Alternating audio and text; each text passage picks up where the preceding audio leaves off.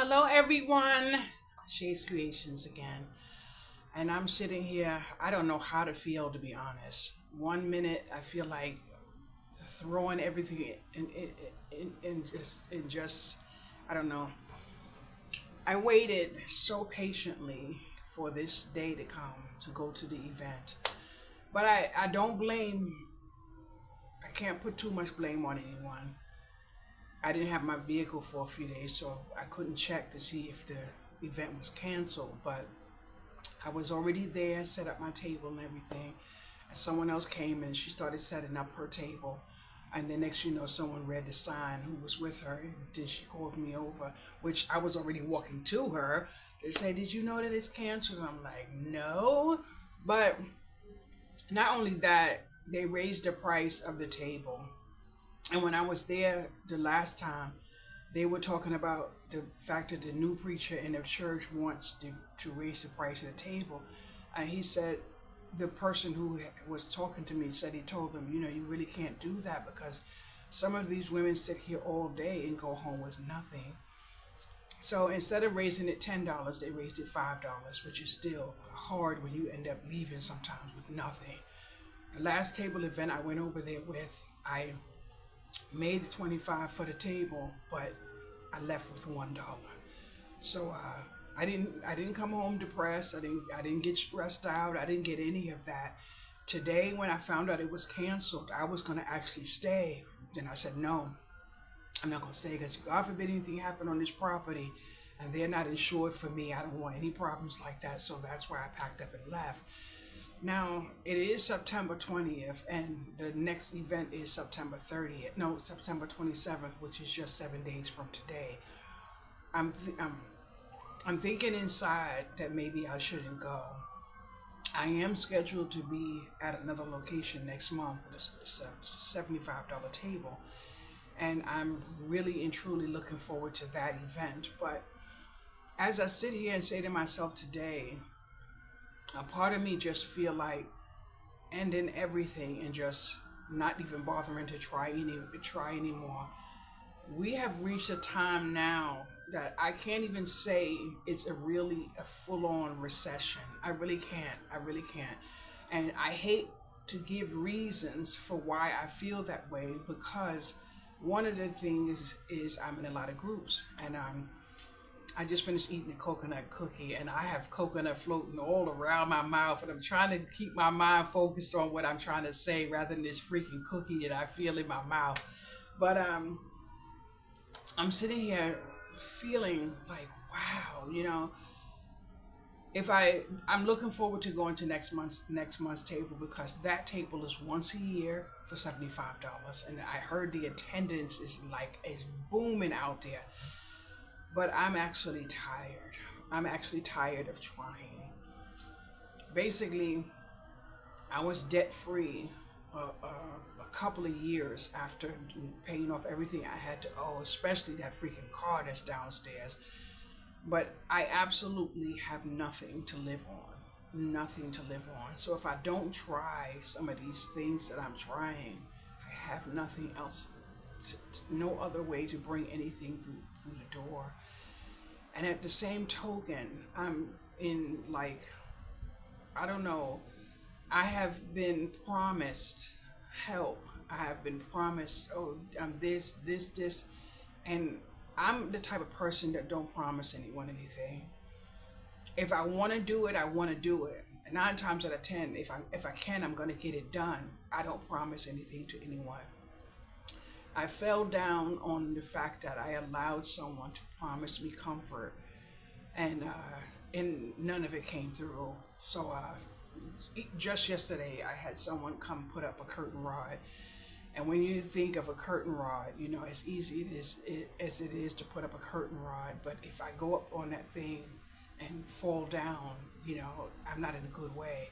The last curtain rod that I actually put up myself, when I was up on the chair, I started wobbling back and forth because I was losing my balance. But a person with a falling history has no business up there doing those type of things. Now, I'm not upset or anything over the curtain rod. That curtain rod to review was for me. So if I had lost out on my account, relying on someone else, it would have been my fault. But I'm thankful that the rod is up now, and yes, I had to ask for help. But I feel so bad. When I say bad, I feel worse than anything anyone could describe.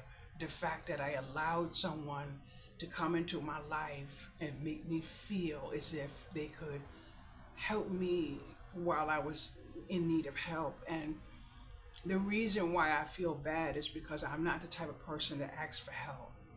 And in this situation, what made me feel bad was I I knew I was being ignored, but I had to prove it to myself before I made an accusation that I could not come away from had I had accused someone of ignoring me. So when I asked for help, I waited 2 hours until after I knew the message was read. And then I asked a regular, any kind of question, and I got a comment on, off, a 1 word, 2 word, 3 word, don't matter. But I'm just saying I got a comment. And then to make sure that I knew again what I was dealing with, I didn't want to ask, but this time I asked again, and the question was ignored.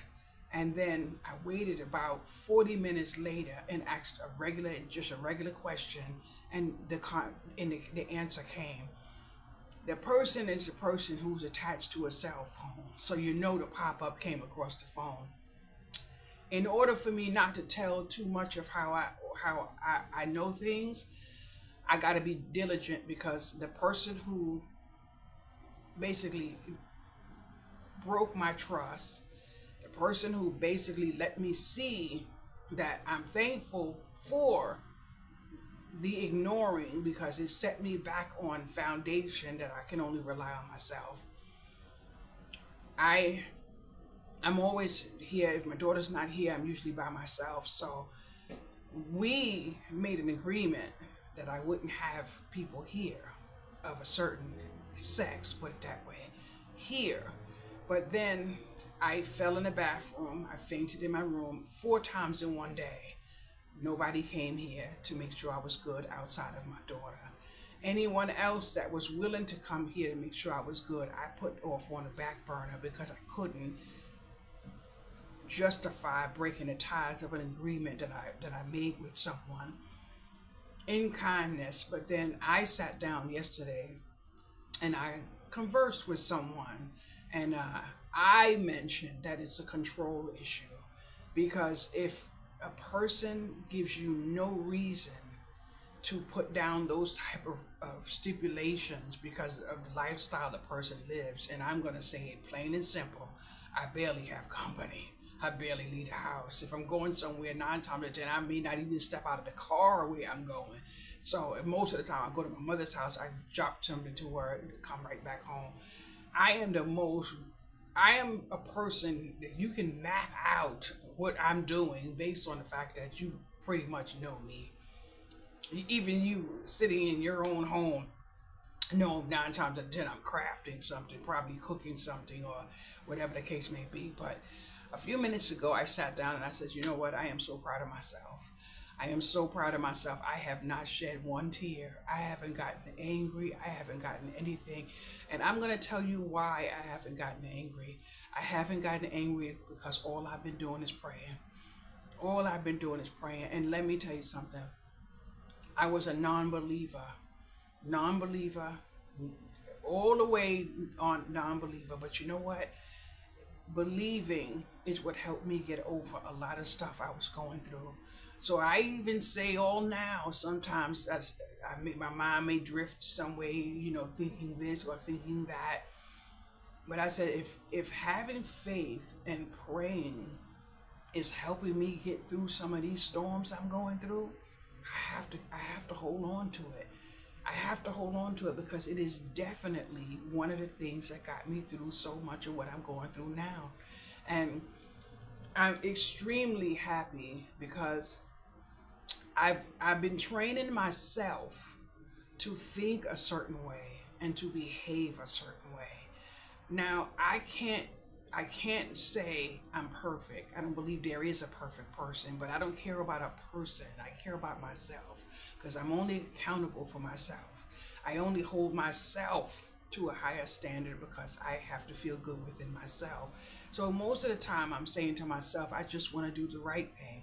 So in order for me to do the right thing, I have to know that even without this person in my face, I have to do the right thing because I want to honor myself. And then in honoring myself, I honor them. One of the bandages that I try to wear in my relationship is loyalty. And loyalty does not have to mean just making sure you're sexing one person. Loyalty means when I say something, I have to hold myself accountable to what I say. So that makes me feel like a better person inside. But I kid you not, yesterday I laid in my bed and I said, I'm going through another heartbreak. But this heartbreak is different because I've been praying for what I'm having now. Because I had a feeling for a long time, and I would say longer than I should have.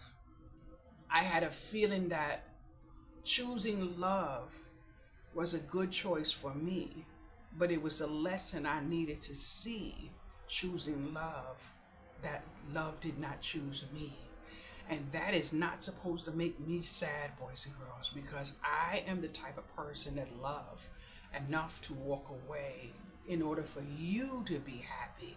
And when I say you, I mean the other person, because if that's the only way I'm going to get myself to the point where I'm not going to cry, that's where that's going to go. That's what I have to do to bandage myself. I got to put band-aids on me to shelter me from the storm. Now I'm sitting here saying to myself, okay, yesterday I got a phone call from someone that I didn't want to have on my phone line, and the person was very stern, and they had a little bark, and I'm like, where you coming from with all this bark in your voice? I'm not accustomed to this type of behavior. You know, you don't never call me. I keep telling you I got you if you need me, but I'm like, do you know how it feels to ask someone for help, knowing that you're the type of person that don't like to ask for help? I will starve and you won't even know that I've been starving. I literally suck water for days when I run out of food, and nobody's supposed to know, you know what I'm saying? But I'm the way I am because my mom did not allow us, even when we were dating, to take from people. Now I'm in a situation where my mom thinks I'm safe. My mom thinks I'm okay. My mom doesn't know that I'm suffering the way I'm suffering. I don't want my mother to know that I'm suffering the way I'm suffering. I'm not asking anyone else for any help. I refuse. I actually want to. Um, Someone bestowed me some kindness, and I want to send it back. For whatever reason, I want to send it back, and I still have it, waiting to do something with it, but I want to send it back. I feel a certain type of way, but I'm sitting here. I feel good. I feel good. I feel good because there are a lot of decisions I made for myself. I didn't like outsource some opinions. Like, you know how Libras are. We always need that ear. You know, do you think I don't need a motherfucking body to tell me I know right from wrong. But my thing is, I feel as if right now, if I didn't have the faith, and if I wasn't watching the religious shows that I'm watching, if I wasn't listening to the pastor preach and all this other stuff, and I didn't have the wherewithal in my mind to know what I want in this world, I already have myself. Myself. I've already resigned for the fact that I don't want to live with anyone. Although someone's in a situation now that they really need me, and I said no. I said no. And the reason why I said no is because the person snores. Now y'all can say whatever y'all want to say. I'ma love you to the day. I don't know. I'm gonna love you forever, boys and girls. But I'm not sharing a dwelling with a person who snores, and especially a person who drinks, and then on top of that, a person who smokes. I'm not gonna do it. I have I've been sheltered a number of years. I sheltered myself because of all of the things that I'm afraid of that's outside. And literally, I wanted something so bad that I actually put myself out there to get what I wanted. But boys and girls, I am freaking proud of myself. I sat in that damn computer. You understand me? And I did a few investigations. I found out so much information that 9 times out of 10, the average person wouldn't have found out. And I didn't step outside my front door. The one thing I'm very blessed for is I haven't shared an ounce of information that I found, not even with the person that I found the information about. And I didn't go looking because I was looking for secrets and all that other stuff. I basically had to protect myself emotionally because I got a daughter. And you have to always remember, anytime you open yourself up to someone else's life and you're not going outside, there's some information you have to find out on your own. You can't let a person walk in and out of your airspace thinking that you don't know what's on the other side. You have to know, but you have to know enough to keep your goddamn mouth shut. That's what you gotta know. So, but I kind of figure out. Um, I want to look for some type of employment of my own that I can maximize that computer. Cause I kid you not, the amount of stuff that I actually know, it is so, uh, it's so, but one of the things that I'm thankful for at this point in my life is that I walked away from about 7 to 8 people that were like regular people that would call me, that would talk to me, and I had to do it. I had to do it because I realized that I was always saying yes. But when I fainted, when I was in emergency room, when I was in here, when I couldn't cook, when my neuropathy would bother me, I was always alone. Boys and girls, I was always alone. And just recently, when I went through the last spell where I could swear nobody could tell me I didn't die, I literally am afraid to be in here now alone. When I say I'm afraid, I'm really afraid. I never thought I would be afraid to be in my own apartment alone, but I am. I'm here more alone than I am with anyone else. And then there's times that my daughter is here, and sometimes there's a little whatever, but I actually I actually have reached a point where I'm afraid to. I'm walking around. I'm trying to move my furniture to give me enough space. I got a glass coffee table. I like the glass coffee table, but I need to get rid of it. Um, I almost dragged it into the hallway a couple of days ago and put a little sign, "Take me home," on the table. But I'm in a couple of days, I'll be 56 years old, and I'm here in my house trying to prove myself from a fainting condition. When I learned that my fainting got worse when I was stressed out, I had to put the brakes on a lot of stuff.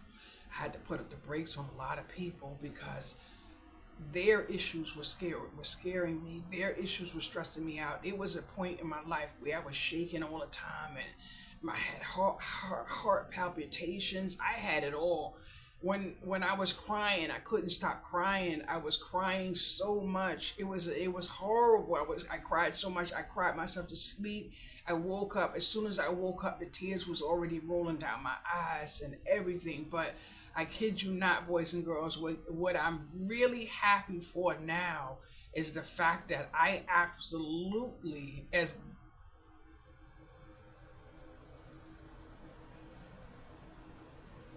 fell in love. And that's all I wanted. That's all I asked for. I prayed and prayed and prayed and prayed and prayed. Just let me see that I could trust someone enough to fall in love. I fell in love with someone, and the person that I fell in love with is not my person. And I know that that person is not my person because he's not faithful in what comes out of his mouth. I hold accountability to a person when they can't keep their word. And that's only because your word is who you are and it's your character. And this morning, yesterday, and a couple days ago, I had to remove some things from my Facebook that said uninterested, not interested, not interested, because these are things that remind me of a situation that I'm currently in. And when I say I'm in love, I am in love. And it's a wonderful feeling, boys and girls. But what makes me feel special in this love is the fact that I don't need it any longer. I don't need it any longer. I have maximized my time in this situation. I won't say relationship because it was never a relationship. It was time together, a moment in time, and that's it. And I'm thankful for it in ways that no one would be able to tell me any different because I chose love. I chose love, but I also know that I have to take time to myself, and hopefully that this relationship parts off in easiness and distance because we don't see each other that often. Although we're close enough to see each other that often, but we don't. Not through anything of my choice, not of my choice at all. But I'm thankful for the respect. I'm thankful for the laughs. I'm thankful for the amazing. The person's aura is so amazing. But I'm going to tell you something that I realized last night, and I ran this over with someone else because I wanted to see was I on the line of thinking because I might be angry, but I don't think I'm angry. There is nothing but no anger. There's no anger. There's only respect. I personally feel a certain way, and I'm sure I would love for you to tell me if you think I'm right or wrong. When you're wrapped around in awe and and the gooey and all that other stuff, like opening up an Oreo, there's a lot of things that may not be copacetic that you would try to shift around and try to change and try to help fix and all that other stuff. I'm tired of being a fixer. I'm tired of being a fixer. I don't want to be a fixer anymore. But I'm a Libra, and Libras are fixers. But I eased off the fixing. I eased off of it. I said, you know what? It is going to be what it is going to be. But then yesterday I was in here and I was doing a little bit tidying up. And what popped in my head were things that agitate my nerves. And that, my friends, is what was a revelation to me and what made me really happy, because I wouldn't have noticed those things if the shades weren't pouring from my eyes. We have glitter on sometimes, and sometimes we look past certain things, and sometimes we don't want to deal with certain things, but in the name of love, or because you want this person around you, or you want this feeling to stay the same, you put this band-aid on and then you act like everything's okay. But there were some issues that I realized, and the only reason why I realized one issue is because when someone came into my home, which was completely unexpected, someone came into my home and took off their shoes.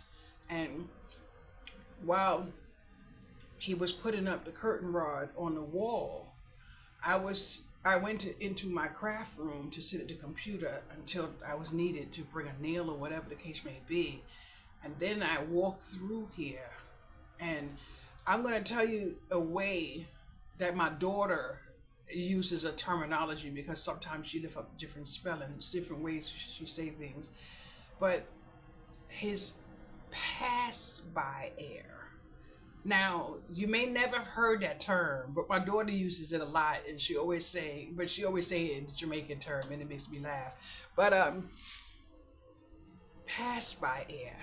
Now, I gotta get a little bit more for you to understand what I mean. Have you been at work and someone passed you by and you smelled their pass by air. My daughter and me was in here cracking the freak up, boys and girls, because her pass by air is absolutely so. I'm like, girl, you smell good. She always smelled good. I'm like, but of course she's gonna smell good. I taught her very young how to keep her body clean. You know what I'm saying? That girl in here trying to take my damn baking soda, boys and girls. Y'all need to get her. Mommy, you got all that bacon. I need some more baking soda. I'm running out. What? Get your. That girl love come up in here shop. But anyway, so yesterday I'm sitting here and I realized this pass by air. I don't know what he was wearing, but he's not normally here, so he just popped up, and I needed that curtain rod put on that wall, so I asked, can you put that rod up? Anyway, have you ever noticed that a person can walk past you and they have passed by air? And all I could do is laugh because it was what I noticed that was so refreshing, is to have this person's pass by air. Now, I could tell you why this person is not a person that I would have around me, and that's because I love a man who smells good. I love a man who smells good. You can tell his clothes are clean, his body is clean. It is a trigger for me that I need scent. I need cleanliness. I need scent. But this person's pass by air is a little bit too fragrant. You know, it's like you get a migraine, you be like, damn, you know. But yesterday I was having terrible hot flashes. You know, the scent was so much, you know, like you threw the bottle on. You don't have to throw the bottle on, just give it a little squirt and then walk under it a little bit. You know what I'm saying? But woo, I'm smelling somebody's food right now, boys and girls. Make me want to cook. But I'm sitting here. I got to decide if I'm going to go back to the event on Sunday. I have to decide what my conversation is going to be when my phone rings, because I absolutely don't want the phone to ring. Every day I pray and I ask God, okay, no phone call today. Just give me one more day with no phone call. And I've been getting, it's 8 days now I haven't heard from my special person, and I just want, one more day, one more day. And the reason why this situation is so detrimental to me is because this person is going to be a part of my family, whether they're with me or not. So it's not like I could just walk away, this person, but I can see a look on my mother's face, and it's not a comfortable look. And it makes me know that she knows that I'm not happy. And I don't care what happens in my life. I don't want my mother to leave this earth and not see that I'm not happy. And she knows I'm not. She can see. She tried to give me money a couple of days ago, but I said no. And I'm going to tell you something. A friend of mine was supposed to order me these pills, and I don't believe she ordered them because they didn't arrive yet. And she had to do some prison time, so she must have went in already.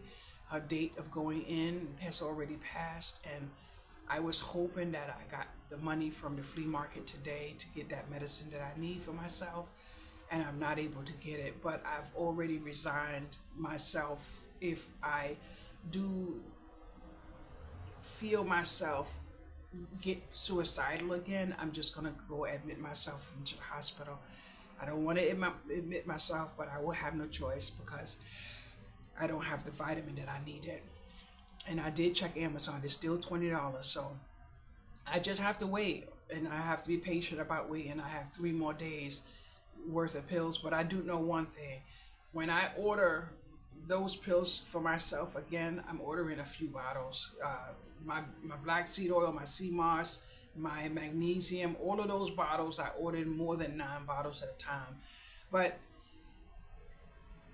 when I think about the fact that crafting is the only thing that helps me emotionally, it quiets the voices down in my head, and it soothes the anger when anger comes against me and the storm gets bad and I start crying and I'm like, this MFA, and that right there, I'm not going to have.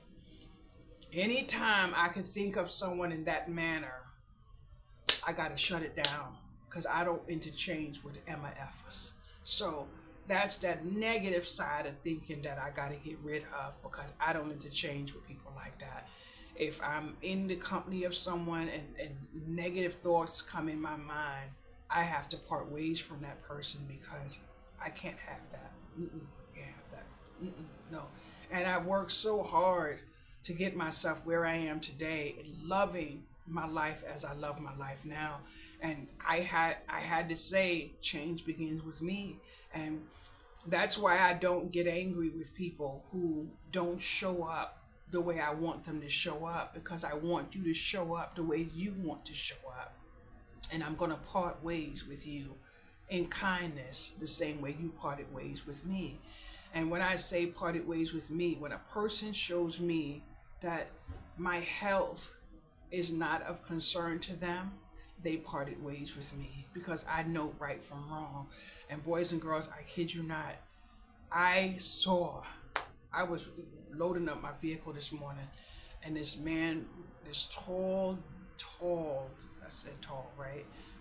This tall, dark, thin man walked past my driver's door, and I don't like beards, never have liked beard, and he had this big old dark beard on his face, but he smelled so good. He's passed by air, boys and girls. So I said, ooh, he smells good.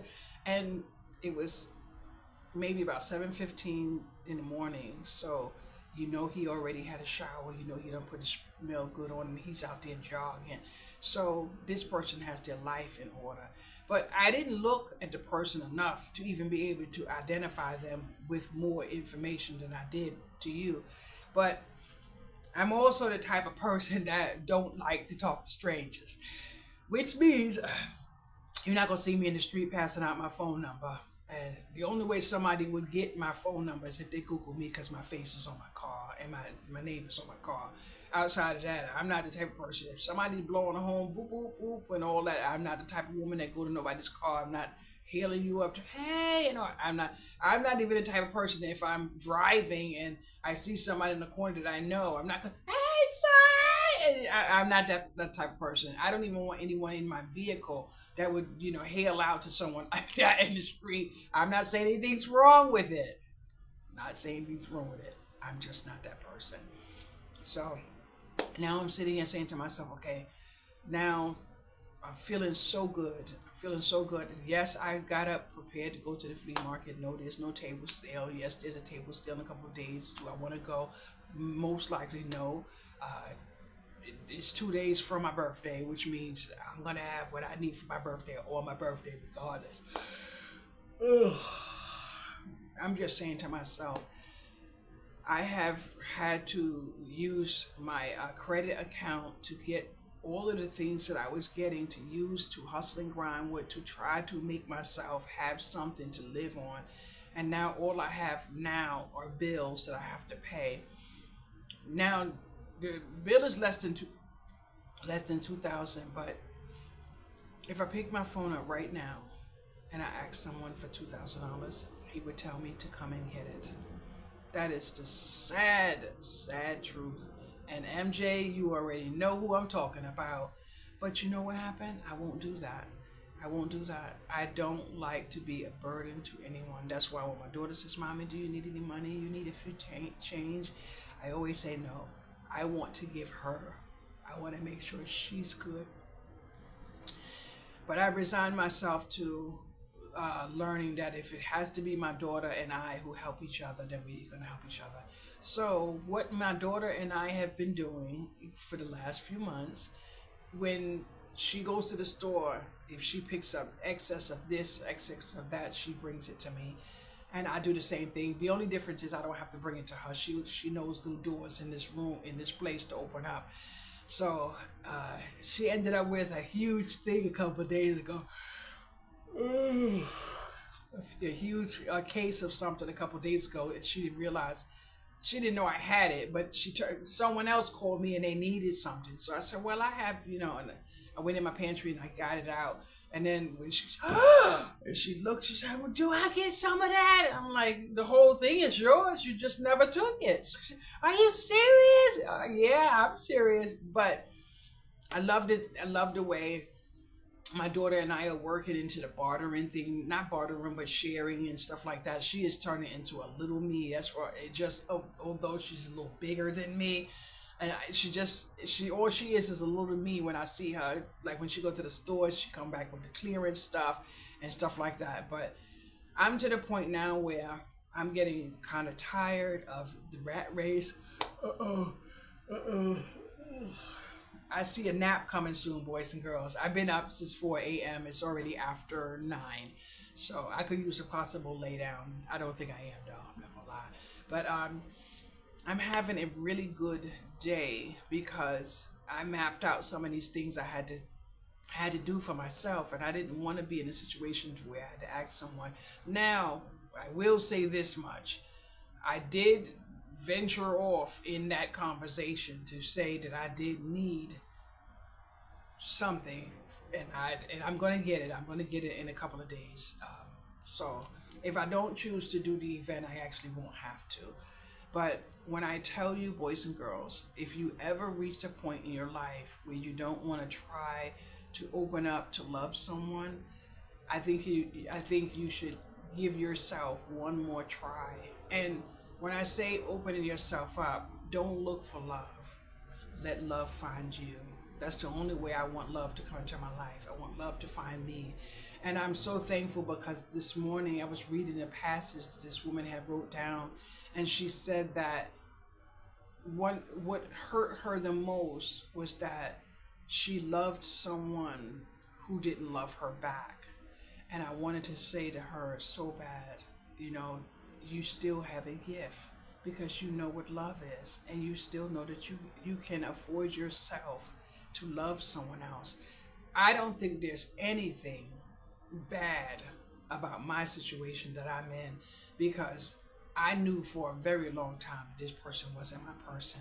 I just wanted to pray, and whatever everything I prayed for, I got. So I can't be mad. If I was mad, then that means I would be sad for the experiences that I've had, and I've had some very nice experiences. One of the things that I learned about myself, not recently, but over the years, when it comes to being with someone, I need communication. And I don't mean I just want you to call me to say that you're on your way. And then when you're in here, we barely say 5 words to each other. I need to know that this person's having a good day. I need to know how they're doing at their job. And I'm not asking you to give me your bank account information. I'm not asking for any of that stuff.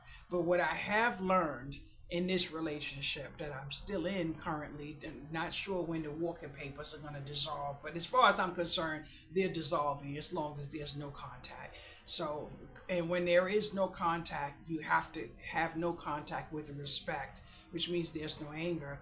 But for me, what I have learned is that the fear I have in asking for help, I need to stay with that fear because it's the only protection that's going to protect me from accepting someone's help knowing that I'm not going to get it. And I don't know what it is with me because there's something that I just can't pass up on.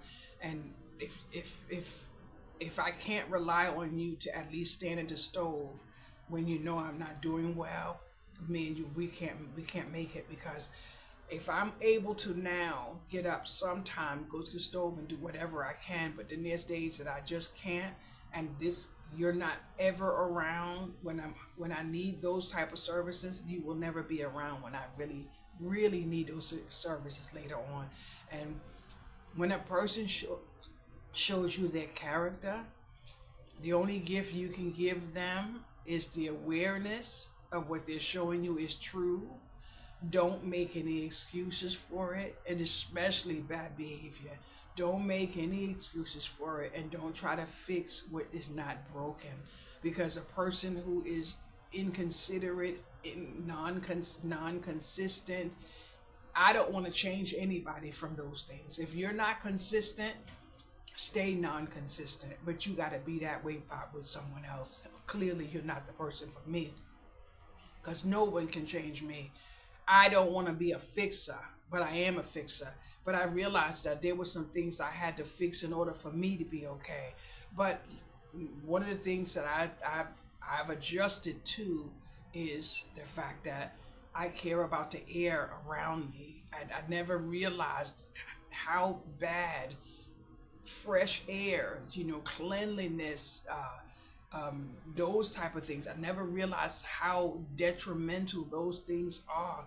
I was in here, I had to close the windows because um, I think it was too much noise or something out there. You might hear a truck come down in a little while. I had to close the windows, but then I noticed that there was a smell in my carpet. And I knew exactly where the smell came from, but I'm like, now there was a time that I liked that smell because it meant that the person that I wanted to be around was around me. But then when my feelings started changing, I'm like, that smell, I'm getting a headache, and then I'm like, oh, but the person was here with me, and I'm all happy because the person was here. But then that smell was so bad. And then yesterday, my friend was here, and I just asked a simple question, am I going crazy? But then I couldn't ask the question I wanted to ask because this person has a wife, and her. Oh God! This person has a wife, and he's a great husband. She's paralyzed, and I can't go any further because he would tell who it is. But the pass by air before that situation was uncontrollable, and it got so bad that my floor was a place of refuge, if I say, for this person to get some pass by air that was a little freer, so it is what it is. So this person understood what I would have understood if I had mentioned it, but I didn't want to mention that situation because everybody's situation is different, and I'm not going to be caught up in discussing someone behind them in that manner, knowing that I'm still in love with the person. One thing I know, and I monitor when people do it around me, is if you are wrapped up into someone and you got 50 negative things to tell me about this person, I don't trust what you're saying around me because why are you still with them? You know what I'm saying? So that's why I'm saying yesterday when the person was here, I didn't get to comment, but I did. I wish I could have commented to tell him why, because he kept looking at me. He said, "Why is your face like that?" But he would come closer to me, and every time he would come closer to me, I would move away. I'm like, I need you to move away from me. I don't need you on me, and that's one thing I don't like. I don't need nobody next to my skin. I don't like that. I feel uncomfortable. I said, I'm not feeling safe. I'm not feeling safe. And I can't believe I'm sitting here and saying I don't feel safe, but I'm dead serious. Don't come. You don't need to be around this space around here. Don't come around my damn airspace. I don't want to be able to smell you right up on me. So I started just saying, I don't feel safe. And he's back looking at me like, what kind of harm do you think I would give you? Your airspace is the damn harm. Because I wanted to say, boy, you smell like you just came out the shower, smell no good. Get your ass from around me smelling like that. I don't come up in here smelling like that. But then I wanted to mention the pass by air, but I didn't mention it. Just back up away from me because the closer he come to me, I'm just smelling all this good smell, and I'm sitting. You're not the one I want to smell. This smell coming from. Back up from around me. So that's what I had to do. But I find myself amazing sometimes because of the things that make me happy, and a fresh skin make me happy. That's why I guess because I love water so much. And I did say I was gonna come home. I was gonna take 45 minutes to put myself in the shower and just let the baking soda, my skin feels so good when I take a bath with baking soda and bubble wash. I put 2 different fragrances of body wash in the tub, and then I put my baking soda. But my skin is just so cool and so refreshed for hours. And when I say fresh, baking soda is amazing. How I first got to baking soda was someone else was mentioning her pass by air on the computer, and someone else has said, she bathed with baking soda. But it is so refreshing, especially if your underarms and things like that. Oh, my arm is a little moist. But I'm going to end this video now because I feel a little bit better. I was already feeling good regardless, but just having a little chat with myself and in the world and all of that. So I want to say thank you again for liking, commenting, and subscribing. If you only knew how good this air feels coming from this window right now. It is 70 degrees in New York. It's going to be sunny, but it's not going to be that beastly heat. I'm afraid now for the heat to come on because of my medication situation with the hot flashes. So that I do have hot flashes, I'm not gonna lie. But my normal hot flash is what I have. That other topped on excessive, massive heat, I don't have that anymore. So thank you so much for liking, commenting, and subscribing, and I shall see you soon.